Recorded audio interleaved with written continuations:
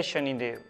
प्रिय दर्शकों, मैं राजेश जोशी आपका फिर से ज्योतिष जागृति केवल सत्य कार्यक्रम में स्वागत करता हूं और अपनी ज्ञान की श्रृंखला को आगे बढ़ाता हुआ आज हम बात करेंगे मकर लगन की कुंडली की, जिसके स्वामी हैं हमारे न्यायाधीश शनि देवता। सबसे प्रिय देव हैं, जिनको मनाने के लिए छोटा सा एक पाठ कर लोगे तो बहुत जल्दी मानते हैं। क्रूरता है इनमें, क्योंकि ये जज हैं। जज जब भी कोई अपनी प्रेडिक्शन सुनाता है या अपनी जज का अपना फैसला देता है तो वो फैसला हमेशा सदैव हर एक के लिए अच्छा नहीं होता, क्योंकि पता नहीं कितने जन्मों का अच्छा या बुरा उसने भुगतना होता है। तो जज का फैसला सदैव अगर एक पार्टी के लिए अच्छा होता है तो दूसरी के लिए सदैव बुरा माना जाता है। तो आज हमारे न्यायाधीश लग्नेश बन चुके हैं। 10 नंबर का लगन आया है तो लगन के मालिक बनते हैं शनिदेव, यानी मकर राशि। मकर राशि के मालिक बने शनि देवता। शनिदेव ने डिपार्टमेंट भी अपने मित्रों और शत्रुओं को वैसे ही बांटे हैं जैसे हम पिछली 9 लगन कुंडलियों में देखते आए हैं। शनिदेव ने पहला घर अपने पास रखा, लग्नेश शनि है। शनिदेव ने दूसरा घर भी अपने पास ही रखा, यानी धन कुटुंब वाणी का स्थान भी शनिदेव ने अपने पास रखा। अब अगर यहां आप दूसरे घर को मारक मान लोगे, एक तरफ तो आप कहते हो कि लग्नेश सदैव शुभ होता है, दूसरी तरफ आप कहते हो कि दूसरे घर का मालिक मारक हो गया, तो ये कैसे मुमकिन है? एक तरफ शुभ एक तरफ अशुभ? नहीं, ये गलत तरीका है। मैंने पहले भी सारी लगन कुंडलियों में आपको डिटेल बताई कि अष्टम टू अष्टम थ्योरी के मुताबिक दूसरा घर किस लगन कुंडली में मारक होता है, किस लगन कुंडली में अति योग कारक होता है। उसी तरह इस लगन कुंडली में भी शनिदेव की मूल त्रिकोण राशि इसी लगन में इस भाव में आती है, तो शनिदेव इस लगन कुंडली में अति योग कारक बने और दोनों अच्छे डिपार्टमेंट्स के मालिक बने। शनिदेव ने बृहस्पति देव को क्या दिया? एक तो व्यय का डिपार्टमेंट दे दिया, एक मेहनत का डिपार्टमेंट, छोटी यात्राएं, भाई बहन, ये सारी चीजें बृहस्पति देव को शनिदेव ने दी। तो शनिदेव ने बृहस्पति को इस लगन कुंडली में अति मारक बना दिया। जहां बैठेगा, जहां देखेगा, जहां जाएगा, उस घर का व्यय कर देगा, उस घर का नुकसान कर देगा, उस घर में फजूल मेहनत वो जरूर करवाएगा। शनिदेव ने मंगल देव को क्या दिया? शनिदेव ने मंगल देव को सुख सुविधाएं, गाड़ी, वाहन, प्रॉपर्टी, ये सारी चीजें दी और शनिदेव ने मंगल को लाभ दिया, क्योंकि जब मेष राशि लगन में आई थी तो उसने शनिदेव को सम बनाया था, 10वां और 11वां घर दे करके। वही चीज रिटर्न में शनिदेव ने वापस दे दी मंगल देव को। एक केंद्र में जगह दे दी सुख सुविधाओं की, एक जगह उन्होंने लाभ की दे दी। दोनों भाव तो अच्छे हैं, लेकिन मंगल देवता और शनि देवता में आपस में अति शत्रुता है, इसलिए मंगल इस कुंडली में समग्रह हो गए, यानी कि एवरेज प्लैनेट हो गए, दो अच्छे घरों का मालिक और लग्नेश शनिदेव का अति शत्रु। शनिदेव ने शुक्रदेव को क्या दिया? अपनी वही पुरानी दोस्ती निभाते हुए शुक्रदेव को पंचम घर का मालिक बनाया और दशम घर का मालिक बनाया। एक केंद्र में जगह दे दी, यानी 10वां घर, एक त्रिकोण में जगह दे दी, यानी कि 5वां घर। तो शुक्र देवता इस लगन कुंडली में अति योग कारक ग्रह बन गए। अभी मैं प्लेसमेंट्स की बात दर्शकों नहीं कर रहा हूं, प्लेसमेंट्स की बात 2 मिनट बाद करूंगा, जब ये मैं कारक मारक आपको समझा लूं। बात करते हैं बुध देवता की। बुध देवता को क्या दिया? रोग ऋण शत्रु का डिपार्टमेंट दे दिया और भाग्य का डिपार्टमेंट दे दिया, यानी त्रिकोण में जगह भी दे दी, त्रिक में भी जगह दे दी। इस तरीके से अगर त्रिकोण में जगह मिली है तो ये कुंडली का कारक ग्रह गिना जाएगा और अच्छा ग्रह गिना जाएगा। परिवार के मान लीजिए 2 बेटे हैं, इसको इस उदाहरण से समझ लीजिए। छोटी सी एग्जांपल है कि परिवार के 2 बेटे हैं, एक बेटा चीफ मिनिस्टर है, एक बेटा साधारण क्लर्क है। जो चीफ मिनिस्टर होगा उससे परिवार जाना जाएगा, क्लर्क से परिवार नहीं जाना जाएगा। उसी तरह बुध देवता अपनी इस मूल त्रिकोण राशि से जाना जाएगा, जो कुंडली की भी मूल त्रिकोण राशि है, वहां विराजमान कर दिए, तो बुध देव इस कुंडली के अति योग कारक ग्रह हो गए। इसके बाद बात करते हैं चंद्रमा देवता की। चंद्रमा देवता अगर अष्टम टू अष्टम थ्योरी अप्लाई करोगे तो चंद्रमा देवता 8वें से द्वादश और लग्नेश का अति शत्रु। तो चंद्रमा इस लगन कुंडली में अति मारक ग्रह बने। अष्टम से द्वादश और लग्नेश का शत्रु, ये अष्टम टू अष्टम थ्योरी का बेसिक फॉर्मूला है। तो चंद्रमा देवता को अति मार्केत्व दे दिया, दाम्पत्य सुख देकर के अति मार्केत्व की पदवी दे दी साथ में।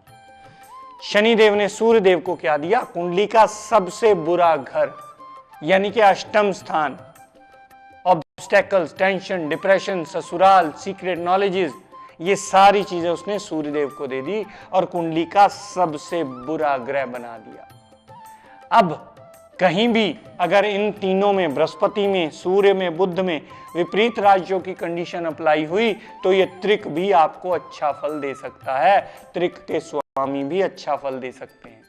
अगर लगन, पंचम और नवम के स्वामी भी कहीं नीच या 6, 8, 12 में चले गए तो ये कभी अच्छा फल आपको नहीं देंगे। शनिदेव हमने कहा था कि अति योग कारक, लेकिन अगर कुंडली में पड़ा ही वो चौथे घर में हो, इस लगन कुंडली में, वहां वो नीच का हो गया, माता, गाड़ी, प्रॉपर्टी, वाहन, सुख सुविधाएं, नेटिव लैंड, इन सब से वो प्रॉब्लम्स दे देगा। उल्टा छाती में विकार पैदा कर देगा, चेस्ट संबंधी प्रॉब्लम्स, क्योंकि चौथा घर हमारी छाती का होता है।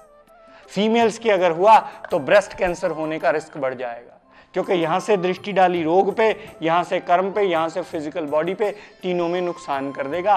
वो अति योग कारक होता हुआ अपनी प्लेसमेंट गलत होने की वजह से नेगेटिव हो गया। अगर शनिदेव रोग में पड़ा हो तो नेगेटिव रिजल्ट देगा, अगर शनिदेव अष्टम में पड़ा हो कुंडली में तो नेगेटिव रिजल्ट देगा, अगर शनिदेव द्वादश में पड़ा होगा तो वो कुंडली में नेगेटिव रिजल्ट देगा। लगन में दूसरे, तीसरे, पंचम, सप्तम, नवम, दशम, एकादश में ही शनिदेव अच्छा फल देंगे, अन्यथा वो कभी अच्छा फल नहीं देंगे। बात करता हूं बृहस्पति देवता की। अगर वो 6, 8, 12 में पड़ा होगा और लग्नेश बली हुआ तो वो अच्छा फल देगा, नहीं तो बृहस्पति भी इस लगन कुंडली का अति मारक ग्रह है, जहां बैठेगा, जहां देखेगा, जहां जाएगा उस घर का नुकसान कर देगा। बृहस्पति यहां बैठा हो कुंडली में नीच का, लगन में आ गया, फजूल व्यय के सदा रास्ते खोलता रहेगा, फजूल मेहनत के सदा रास्ते बनाता ही रहेगा इंसान के लिए, और इंसान उसी दुविधा में भागता रहेगा। बृहस्पति देवता अगर सप्तम भाव में पड़े हों, बहुत सारे पोंगा पंडित आपको कह देंगे उच्च के हो गए, बहुत बढ़िया हो गए, लेकिन वो कभी भी विवाह सुख भोगने नहीं देंगे, क्योंकि वो व्यय का मालिक होके विवाह में बैठा है, मेहनत का मालिक होके विवाह में बैठा है। विवाह में सदैव परेशानियां बनी रहेंगी, सदैव मुश्किलें, दिक्कतें, परेशानियां, अटकलें बनी रहेंगी, क्योंकि इस घर को खराब करना है और वो इस कुंडली का अति मारक ग्रह है।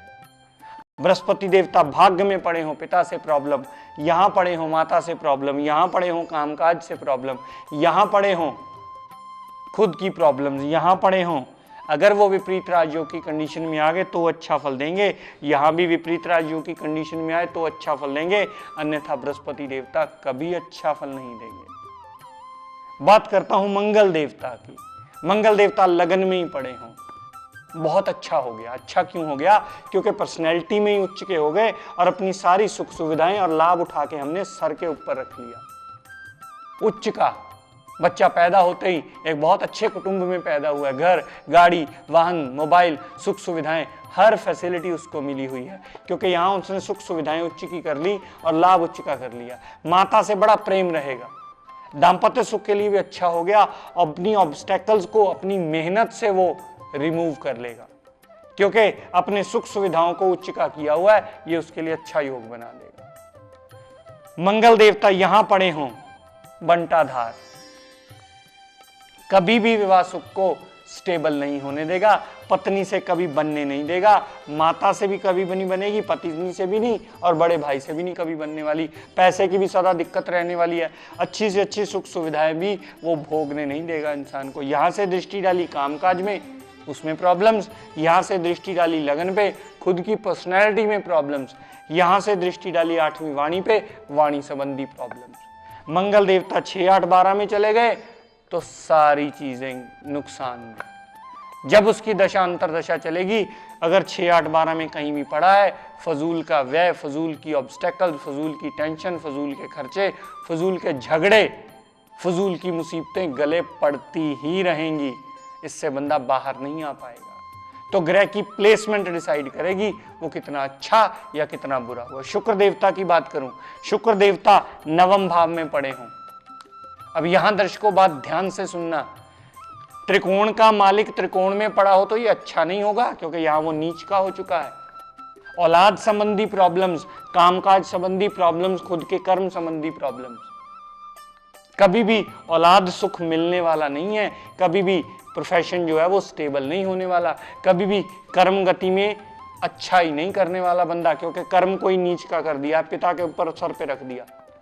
सदैव ये मेना मारता रहेगा, पति पत्नी कोई भी हो जातक, लेकिन पिता को सदा ब्लेम ही करता रहेगा, संतान को सदा ब्लेम ही करता रहेगा कि संतान मेरे कहने में नहीं है, संतान मेरे कहने से बाहर है।